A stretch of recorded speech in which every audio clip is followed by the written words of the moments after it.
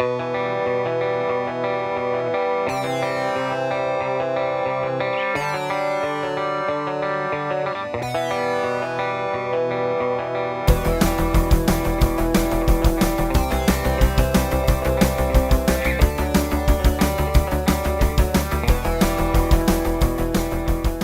friends, and welcome to Unknown.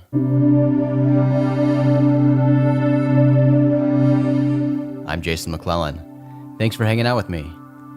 I don't know about you, but I love hearing people recount personal tales of UFO sightings. Now, as an objective UFO researcher, I'm fully aware of how unreliable eyewitness testimony can be.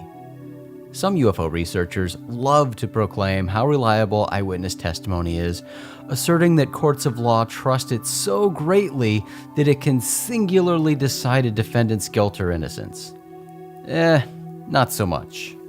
Lots of people think that eyewitness testimony is some sort of holy grail that can prove guilt or innocence. That's Jessica Birch, a legal scholar and professor at the Sandra Day O'Connor College of Law at Arizona State University, who teaches evidence, civil procedure, and constitutional criminal procedure. We've all seen TV shows and movies where a witness takes the stand during a trial and points at the defendant, identifying him or her as the guilty party, thereby single-handedly sealing the defendant's fate.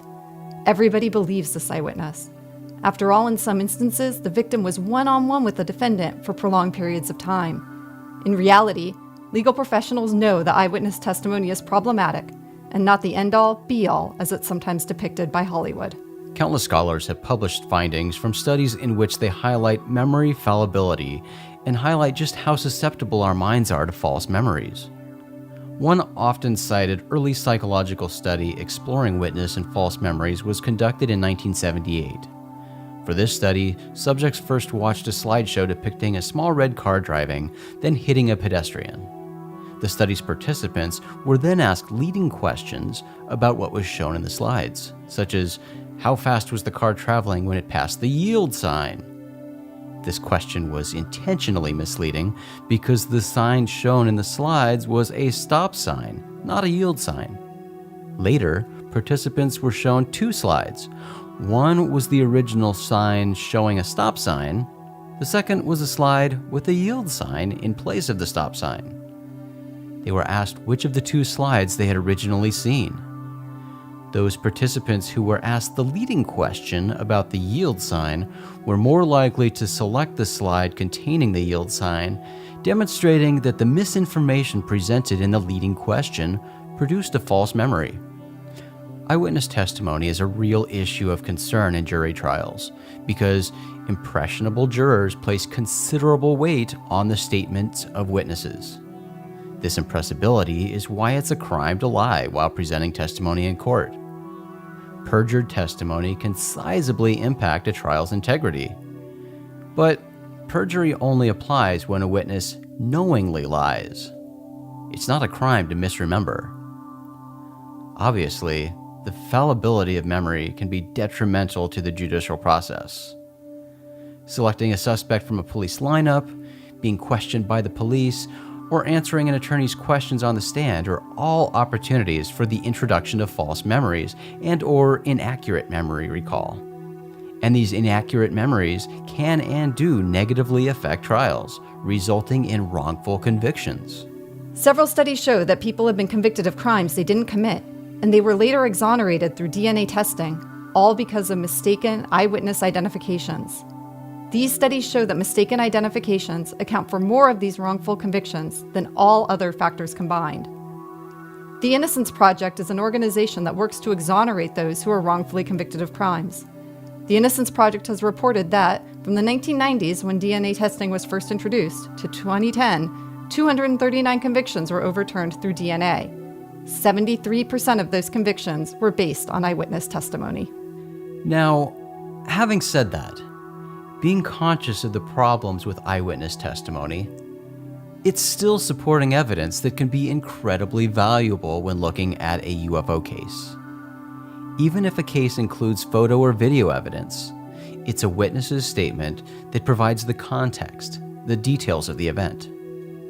So, say you just saw a UFO, and you want to report your sighting.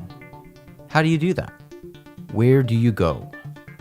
Well, today we'll walk through that process together. First, let's look at the best options for reporting a UFO. You'd think that because we're talking about aerial objects, the FAA might be a good place to report a UFO. But alarmingly, the FAA really has no interest in fielding UFO reports, even from pilots. In its air traffic organization policy, the FAA instructs, quote, persons wanting to report UFO/unexplained phenomena activity should contact a UFO/unexplained phenomena reporting data collection center, such as the National UFO Reporting Center, etc., end quote. It also states, quote, if concern is expressed that life or property might be endangered, report the activity to the local law enforcement department, end quote. Some of you may remember that this air traffic organization policy included Bigelow Aerospace Advanced Space Studies, or BASS, as a suggested UFO reporting option. That was back during the time when the US government was contracting with BASS for its Pentagon UFO study. But BASS was removed from the FAA's list in 2010. As recommended by the FAA, let's first look at the National UFO Reporting Center. The National UFO Reporting Center's website is nuforc.org. It stands for National UFO Reporting Center, so nuforc.org. That's the website. Go to the website, and right at the top, left-hand side, you will see something that says Online UFO Report Form. It's the first thing you see on the left-hand side, report a UFO. You click on the link for Online UFO Report Form. Once you click on the link, you're presented with a set of instructions. It says, before submitting a report, please read the following important guidelines. It's a lot to ask for people excited who just saw a UFO, wanting to report their UFO, to be patient and read through instructions. But if you really want your report to matter at all, it's probably a good idea to read the instructions or directions before filling out the form. First on the guideline says, do not include contact info in the body of the report. Do not include names, addresses, telephone numbers, email addresses, or any other information that can be used to identify individuals in the top section of the form. In order for us to fulfill our guarantee that people's identity will no be revealed. It does say no be revealed. It's a typo on the form. I hope somebody points that out to them at some point. Sorry, the editor and me can't overlook that. But it says that the identities will not be revealed. Personal information must be removed manually, a very time-consuming task.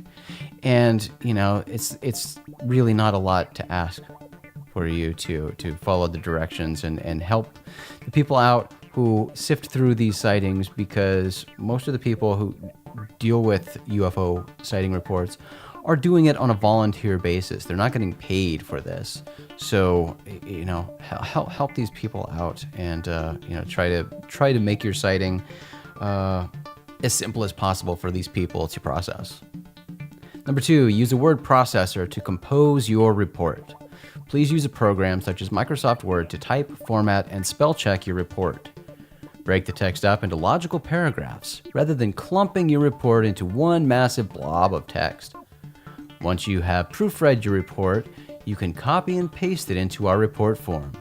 Do not compose your report directly in the form. This does sound a little unnecessarily tedious, but again, follow the directions. Number 3, hoaxed and joke reports are ignored. If you are thinking of submitting a hoax or a joke report, save yourself the time and trouble. It will be ignored and immediately discarded. Well, I don't know about immediately. Sure, some reports probably jump out as obvious fakes, but identifying those awful hoaxes and joke sighting reports, which there are plenty of, unfortunately, aren't always so easy to identify. So I think that's a little overly optimistically stated by the National UFO Reporting Center. But hopefully it serves as a deterrent. Once you've read the important guidelines, you can click on the link that says Proceed to Report Form. Once you reach the report form, you'll see that it's broken into 2 parts. Part 1 being UFO event description, and Part 2 being witness contact information. Naturally, we'll start at part 1, the UFO event description. Again, this report form cautions you, important! Do not enter any names, email addresses, etc. into this area. Hopefully you've gotten that message by now. For the event description, the form asks for the event date, the event time, the event duration, city, state, zip, country or foreign country, number of witnesses, shape of craft, and number of craft seen.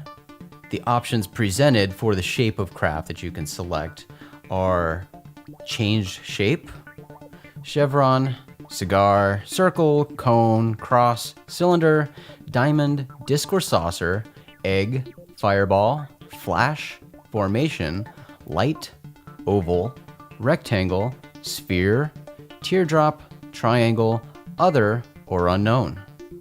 Next on the form is the area for providing the full sighting description. And again, you're instructed to use a word processor to compose and spell check your report, then copy it and paste it into this field. Again, warning, do not enter any name or contact info in this box. Then the form asks for a summary description, where you're supposed to enter a short summary that gives the critical details of your report. 1 sentence only. The form then asks about the characteristics of the object. And here are the options. There were lights on the object left a trail, there was an aura or haze around the object emitted other objects, the object emitted beams, the object changed color, the object landed, the object made a sound, there were aircraft in the vicinity or aircraft chasing the object, and there were electrical or magnetic effects, such as a car engine stopping. And appropriately, it gives you the option to check all that apply. And lastly, there's a close encounter section on the form.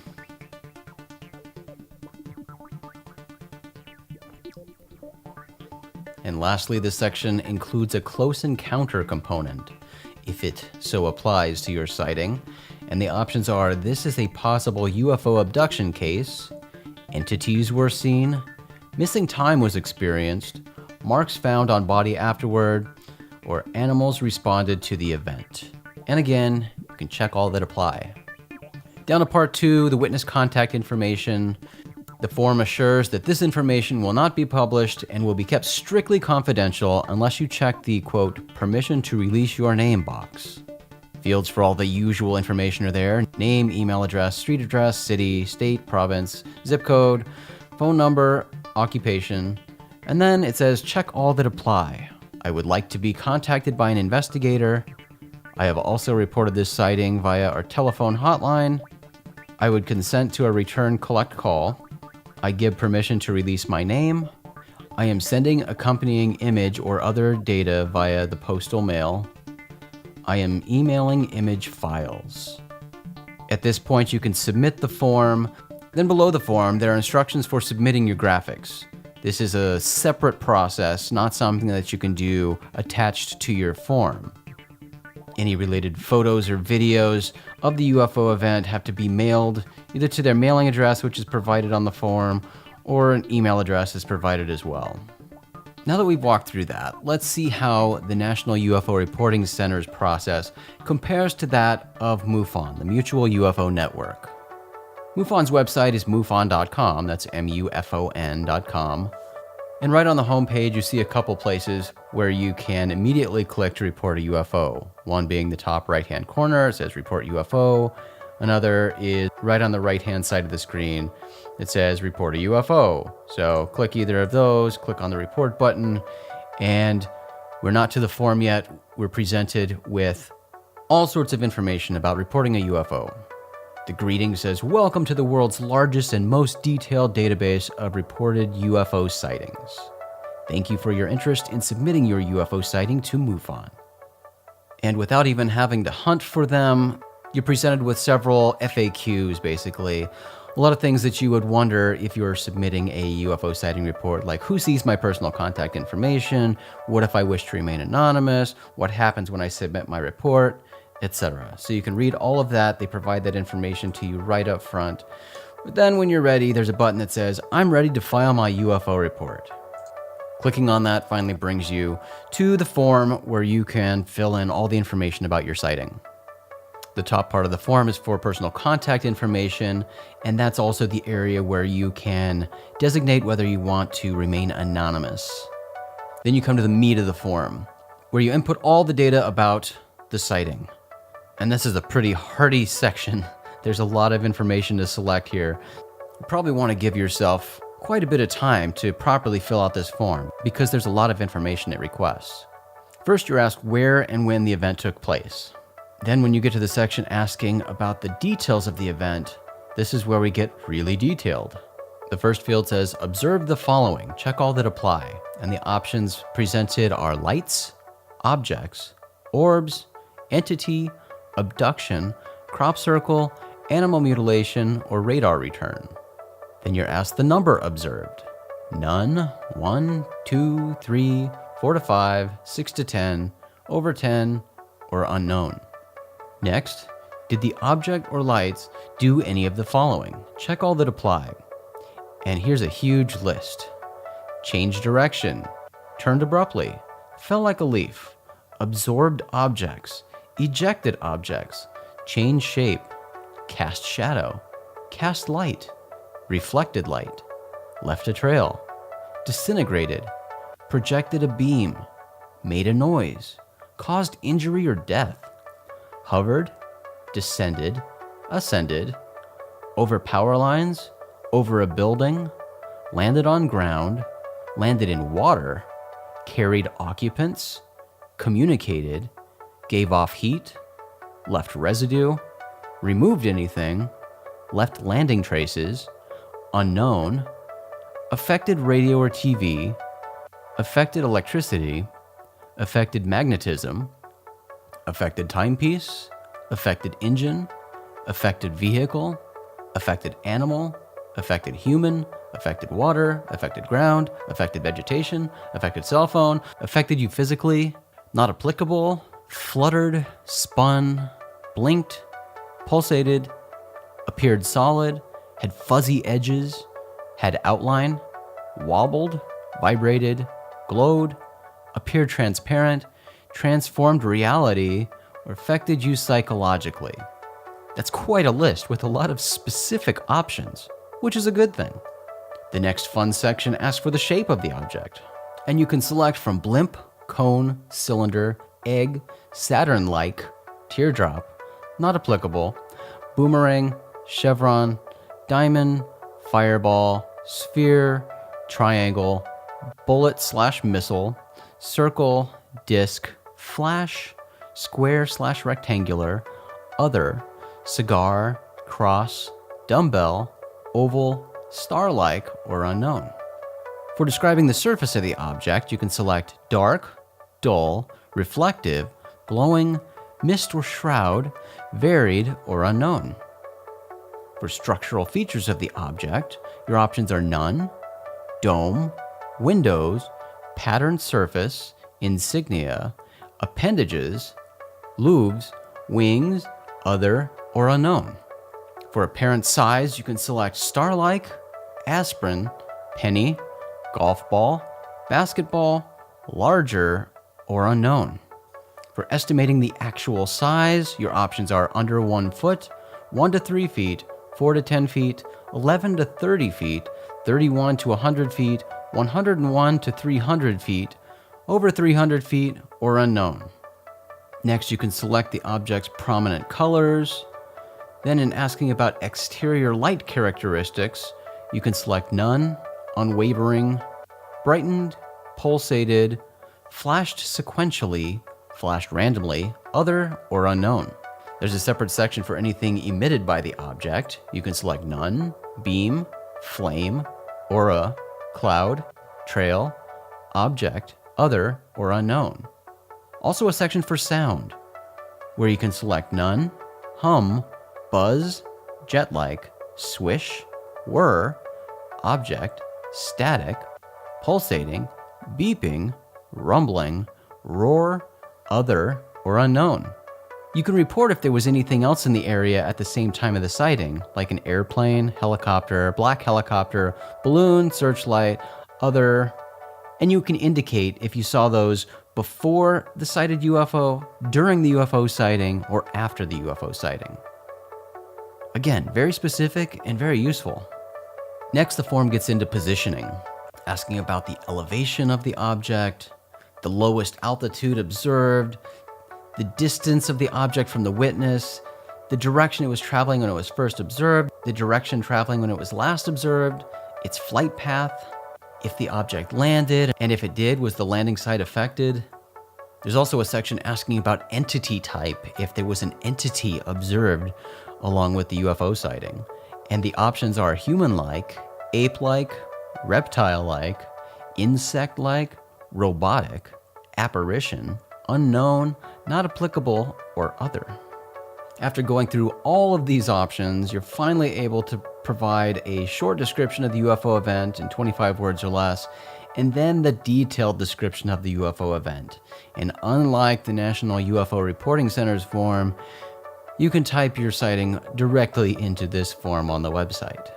But like the National UFO Reporting Center's form, MUFON also cautions, do not put personal information into this form, because it's viewable by the public. A nice thing provided on this form is suggested things to include in your sighting report. Like, where were you and what were you doing at the time? What made you first notice the object? What did you think the object was when you first noticed it? Describe the object and its actions and motions in detail.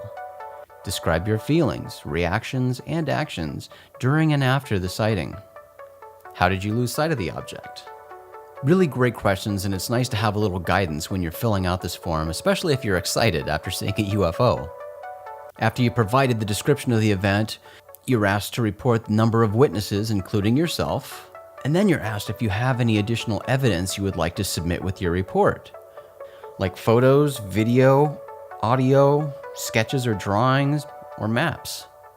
And unlike the National UFO Reporting Center's form, you can include your attachments directly on the website, right on the form as you're submitting it. So once you've included your attachments, you can submit the form and you're done.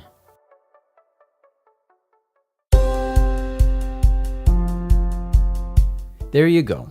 If you ever find yourself wanting to report a UFO sighting, I recommend filing a report with the National UFO Reporting Center, MUFON, or both. Some researchers dismiss UFO sighting reports, failing to see any usefulness from reports of boring lights in the sky. But when it comes to UFOs, actual data is limited. Information collected from UFO sighting reports provides insight into trends, rises and declines in UFO activity, physical appearances and actions observed. Yeah, it might not sound exciting, but it is valuable information when it comes to tracking and studying the strange objects in our skies. And I'm thankful that there are people and organizations out there cataloging this stuff so we don't have to. I strongly recommend checking out Cheryl Costa and Linda Miller Costa's UFO Sightings Desk Reference that presents data and analysis from more than 100,000 sightings of unidentified flying objects reported by individuals from 2001 through 2015. And I will say that although I'm ambivalent when it comes to which UFO sighting reporting center to use, whether it be MUFON or National UFO Reporting Center, it does seem that MUFON's reporting form is a little more robust and certainly more user-friendly. But I really do think the National UFO Reporting Center and MUFON both do a fantastic job at collecting UFO sighting reports. That's going to do it for this episode of Unknown. If you're interested in more content like this show, swing by our website, rogueplanet.tv.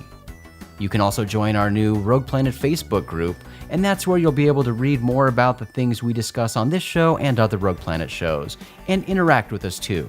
And best of all, the Facebook group makes it easy for you to post things that interest you, things you'd like us to cover on our shows. Just search Rogue Planet TV on Facebook, and you'll find us. I'll be at the 2018 International UFO Congress here and there to cover the event for Rogue Planet, probably doing some live streaming and other fun stuff.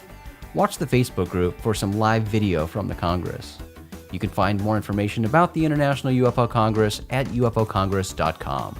You can always email me at jason@rogueplanet.tv, use the contact form on the website, or check out the contact page on rogueplanet.tv and find our mailing address if you want to send us some good old-fashioned mail. Thanks for hanging out with me today. I'm Jason McClellan. Do me a favor, friends. Stay strange.